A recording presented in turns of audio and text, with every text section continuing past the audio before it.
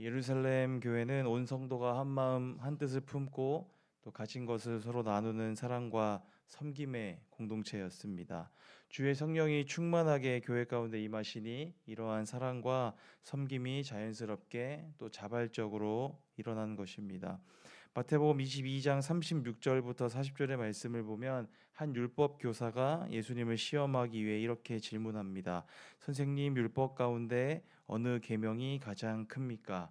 이 질문에 예수님은 신명기 6장의 말씀과 레위기 19장의 말씀을 인용하여 이렇게 말씀하십니다. 내 마음을 다하고 목숨을 다하고 뜻을 다하여 주 너의 하나님을 사랑하라 하셨으니 이것이 크고 첫째 되는 계명이요 둘째도 그와 같으니 내 이웃을 내 자신같이 사랑하라 하셨으니 이 두 계명이 온 율법과 선지자의 강령이니라. 아멘. 이처럼 하나님 사랑과 이웃 사랑이라는 두 축은 기독교 신앙에 있어서 가장 중요한 핵심입니다.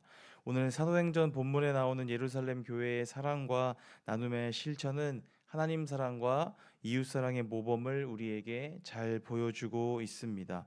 성령의 충만한 임재를 통해 하나님의 사랑과 은혜를 확실하게 이렇게 경험하면 하나님께서 나에게 주신 사랑과 은혜로 이웃을 사랑하고 섬기지 않고는 견딜 수 없는 것이 바로 그리스도인의 정체성이라고 할 수 있습니다. 또한 우리 그리스도인들은 예수님의 사랑과 은혜를 통해 죄인된 나 자신의 모습을 발견한 사람들이라고 정의할 수 있습니다.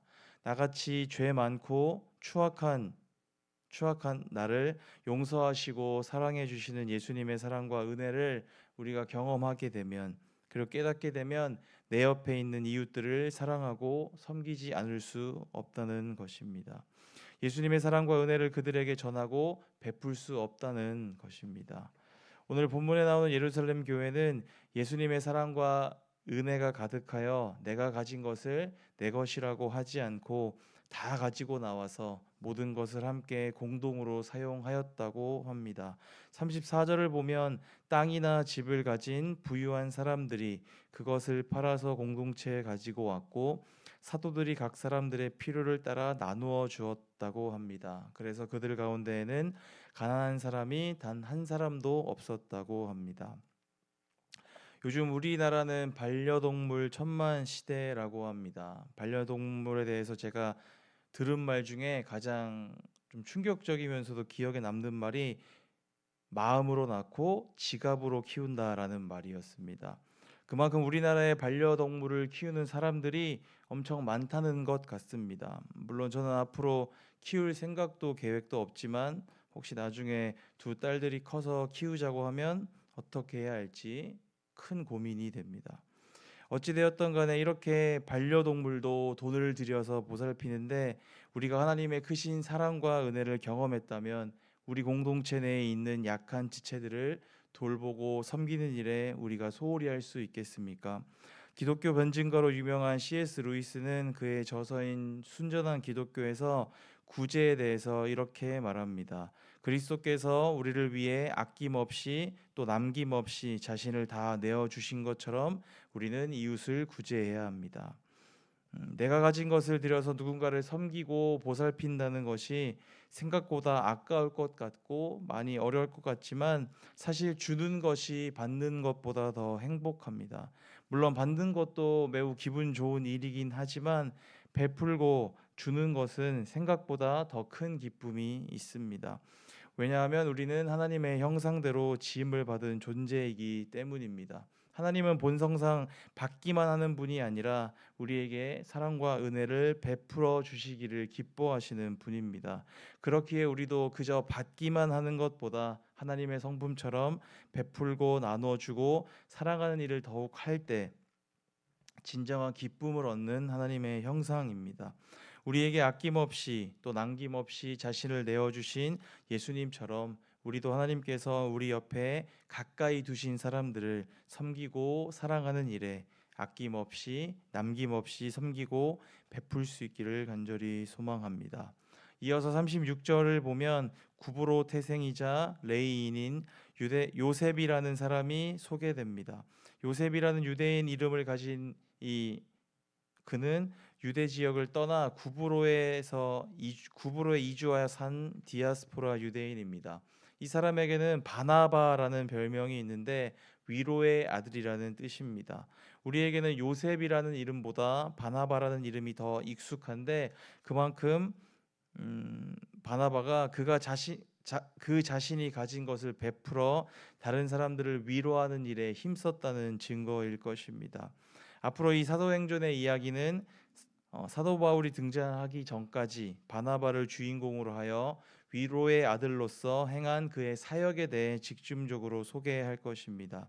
여기서 사도행전 저자인 누가는 바나바라는 이름의 뜻을 밝히는 것을 통해서 바나바가 앞으로 사도행전 이야기 가운데 자주 등장할 것이라는 것을 독자들에게 암시하고 있습니다. 위로의 아들 바나바는 자신의 소유를 팔아 사도들의 발 앞에 가지고 왔습니다. 사도들의 발 앞에 둔다는 것은 사도들의 건의에 대한 절대적인 복종을 의미하는데 이것은 강제적이거나 폭력적인 방식이 아니라 지극히 자발적이고 은혜에 충만한 기쁨의 행동입니다. 이기적이고 또 폭력적인 힘의 원리로 작동하던 당시 로마 세계에서 예루살렘 공동체는 자발적이고 포용적인 은혜와 사랑의 원리로 운영되었습니다. 주님의 교회는 바로 이러한 사랑과 은혜의 원리로 그리고 자발적인 참여와 헌신으로 움직여야 합니다. 우리 교회를 소개할 때 예수님께서 세우시는 교회라고 소개합니다. 저는 이 표현이 너무 좋습니다. 예수님께서 세우시는 교회는 이 세상의 방식이 아니라 예수님이 기뻐하시는 방식으로 작동되어야 합니다. 예수님께서 세우시는 교회는 이 세상에서 하나님 나라를 이루어가는 일에 집중해야 합니다. 하나님께서 우리에게 베풀어 주신 은혜를 따라 자발적으로 그리고 은혜 충만한 기쁨의 헌신으로 말미암아 아름답게 세워져 가는 우리 교회가 되기를 간절히 소망합니다. 마지막으로 이제 5장 1절부터 11절까지의 내용을 살펴보겠습니다. 아나니아와 삽비라라는 부부가 등장합니다. 이 부부도 예루살렘 교회의 성도들처럼 자신들의 소유를 팔았는데 그 중에 얼마를 따로 떼어두고 사도들의 발 앞에 그것을 두었습니다. 그런데 사도 베드로는 성령이 충만하여 그들의 거짓을 꿰뚫어 보았습니다. 당신은 사람을 속인 것이 아니라 하나님을 속인 것이다 라는 사도 베드로의 말을 듣고 아나니아는 그만 그 자리에서 쓰러져 죽고 말았습니다. 이 이야기를 전해 듣고 사람들은 크게 두려워하였다고 합니다. 그렇게 3시간쯤 지나서 그의 아내 삽비라가 사도 베드로 앞으로 옵니다. 그의 남편이 죽은 것을 알지 못했던 삽비라는 이것이 그 땅 판 값의 전부냐는 베드로의 질문에 그렇다고 또 거짓말을 합니다. 이에 사도 베드로는 어찌하여 주의 영을 시험하려 하느냐고 책망하며 이제 당신의 남편을 장사 지낸 사람들이 곧 들어올 텐데 다음으로 당신을 메어 나갈 것이다 라고 말하자 삽비라도 그 자리에서 쓰러져 죽었습니다. 아나니아와 삽비라가 무슨 잘못을 했을까요? 다들 전부를 가지고 와서 드렸는데 그들은 일부만 가지고 와서 드린 것이 잘못이었을까요? 예루살렘 교회의 성도들은 자발적으로 자신의 소유를 팔아 공동체에서 함께 공유했습니다. 누가 시켜서 하거나 분위기에 못 이겨서 하거나 혹은 저 사람에게 내가 지기 싫어서 봉사하고 헌신한 것이 아니었다는 말입니다. 아나니아와 삽비라는 우선 전부를 가지고 온 것이 아님에도 자신들이 마치 전부를 다 드려 헌신한 것처럼 거짓말을 했습니다. 거짓과 위선으로 하나님의 일을 한 것이 그들의 죄악이었습니다. 그들은 전부 다를 드릴 마음은 없으면서 그래도 교회 안에서 내가 헌신한다는 칭찬을 듣고 싶은 마음에 하나님을 속인 것입니다. 하나님은 겉으로 드러난 모습이 아니라 마음 중심을 보고 판단하시는 분이십니다. 하나님이 아니라 사람에게 우리가 자꾸 인정받고 칭찬받고 싶어 한다면 우리가 하나님을 한다고 하면서도 필연적으로 위선적으로 행할 수밖에 없다는 사실을 오늘 말씀을 통해 꼭 기억하면 좋겠습니다. 헌신을 가장하여 위선을 행하는 자가 되지 않도록 오늘도 깨어 기도해야겠습니다. 하나님께서 나에게 주신 은혜대로 그저 자발적으로 기쁜 마음으로 나의 물질과 시간을 그리고 나의 전부를 드리기에 힘쓰는 우리 모두가 되면 좋겠습니다. 예루살렘 교회 안에 가난한 사람이 단 한 사람도 없었던 것처럼 우리 안에도 서로 돌아보아 가난한 사람이 없도록 하는 모두가 행복한 하나님 나라를 우리 교회 안에서 잘 이루어가면 좋겠습니다.